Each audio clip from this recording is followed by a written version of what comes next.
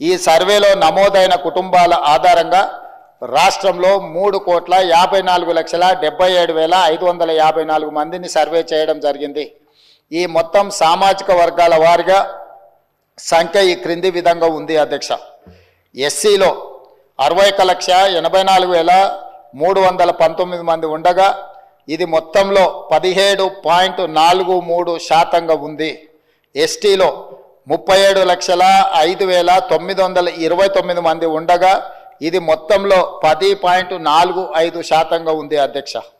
BC ముస్లిం minority మినహా 1,64,09,179 ఉండగా ఇది మొత్తంలో 46.25% ఉంది అధ్యక్ష. ముస్లిం మైనారిటీలో బీసీలు 35,76,588 ఉండగా ఇది మొత్తంలో 10.08% ఉంది అధ్యక్ష. ముస్లిం మైనారిటీలో ఉన్న బీసీలను కలుపుకుంటే మన రాష్ట్రంలో మొత్తం బీసీలు 56.33% ఉంది అధ్యక్ష.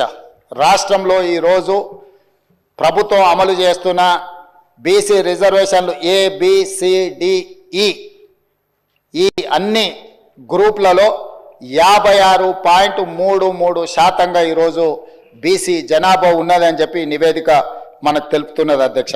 ముస్లిం మైనారిటీలో ఓసీలు 8,80,424 ఉండగా ఇది మొత్తంలో 2.48% ఉంది.